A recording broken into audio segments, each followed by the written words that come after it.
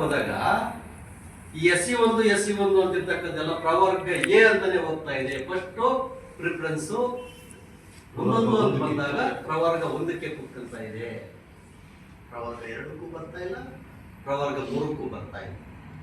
ಏನಾದ್ರೂ ಸರ್ಕಾರ ಆದೇಶ ಮಾಡುವಾಗ SC ಒಂದೇ ಪೋಸ್ಟ್ ಅಂತ ಇರುವಾಗ 1ಕ್ಕೆ ಹೋಗೋದು, ಅದು ಪ್ರವರ್ಗ. ಅವರೇನಾದ್ರೂ 3 ಪೋಸ್ಟ್ 4 ಪೋಸ್ಟ್ 5 ಪೋಸ್ಟ್ 6 ಪೋಸ್ಟ್ ಅಂತ ಮಾಡಿದಾಗ ಪ್ರವರ್ಗ 1ಕ್ಕೂ ಹೋಗ್ತದೆ, ಪ್ರವರ್ಗ 2ಕ್ಕೂ ಬರ್ತದೆ, ಪ್ರವರ್ಗ 3ಕ್ಕೂ. ಪ್ರವರ್ಗ 3ಕ್ಕೆ ಬಂದಾಗ ಲಂಬಾಣಿ ಬಂಜಾರ ನಾವಿದ್ದೀವಿ. ಅದರಲ್ಲಿ ಯಾರು ಜನರಲ್ ಮೆರಿಟ್ ಇದಾರೋ ಅವ್ರು ಹೋಗ್ಲಿ, ನಮ್ಗೆ ಅಭ್ಯಂತರ ಇಲ್ಲ. ಯಾರು ಒಳ್ಳೆ ಮಕ್ಳು ಇದ್ದಾರೋ, ಯಾರು ಒಳ್ಳೆ ಎಜುಕೇಶನ್ ಪಡೆದಿರ್ತಾರೋ ಹೋಗಿ. ನಮ್ಮ ಅವರ ವಿರುದ್ಧ ಹೋರಾಟ ನಮ್ದಿಷ್ಟೇ. ಮಾಡಿರ್ತಕ್ಕಂಥ ದತ್ತಾಂಶಗಳ ಜನಗಣತಿ ಅದರ ಸರಿ ಇಲ್ಲ, ಕೊಟ್ಟಿರ್ತಕ್ಕಂಥ ವರದಿ ಸರಿ ಇಲ್ಲ, ಮಾಡಿರ್ತಕ್ಕಂಥ ವರ್ಗೀಕರಣ ಇದೆಯಲ್ಲ ಅದನ್ನ ರ್ಯಾಂಡಮೈಸೇಷನ್ ಮಾಡುವಾಗ ಅದು ಕುತ್ಕೊಳ್ತಾ ಇರ್ತಕ್ಕಂಥ ರೀತಿ ಸರಿ ಇಲ್ಲ. ಹಾಗಾಗಿ ಇದರ ವಿರುದ್ಧ ನಾವು ಹೋರಾಟ ಮಾಡ್ತಾ ಇದ್ದೇವೆ. ಏನೀಗ ಹೈಕೋರ್ಟ್ ಆಗಿರ್ಬೋದು, ಸರ್ಕಾರ ಆಗಿರ್ಬೋದು 18% ಮೀಸಲಾತಿ ಮುಂದುವರಿಬೇಕಂತ ಹೇಳಿದೆ. ಅದು ಮುಂದುವರಿಲಿ, ನಮ್ಗೆ ಅದರ ಅಭ್ಯಂತರ ಇಲ್ಲ.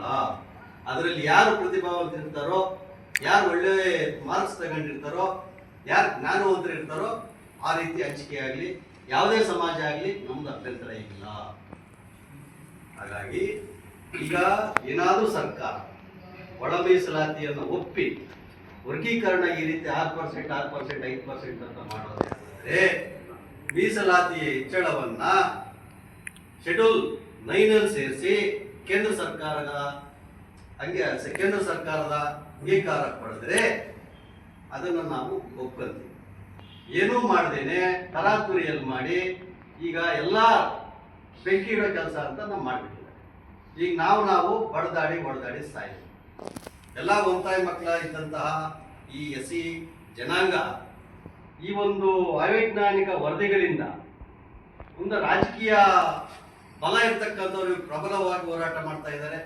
ಏನು ಬಲ ಇರ್ತಕ್ಕಂಥ ನಮ್ಮಂತ ಸ್ವಲ್ಪ ಕಡಿಮೆ ಶಕ್ತಿ ಇರೋರು ಒದ್ದಾಟ ಸಿಗ್ತಾರೆ. ಅದಕ್ಕೆ ನಾವು ಹೇಳ್ತೀವಿ, ಇದು ಮುಂದುವರಿಬಾರದು.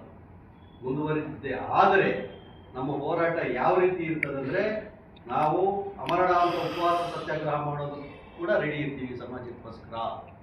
ಈ ಸಮಾಜವನ್ನ ಆ ರೀತಿ ಶೋಷಣೆಗೆ ಒಳಪಡೋದಕ್ಕೆ ನಾವು ಏನು ಈ ಸಮಾಜದ ಮುಖಂಡರುಗಳಿದ್ದೀವಿ, ನಾವು ಬಿಡೋದಿಲ್ಲ. ಇಡೀ ರಾಜ್ಯಾದ್ಯಂತ ತಾಲೂಕುವಾರು ಜಿಲ್ಲೆವಾರು ನಾವು ಹೋರಾಟಗಳನ್ನು ಹಮ್ಮಿಕೊಳ್ತೇವೆ.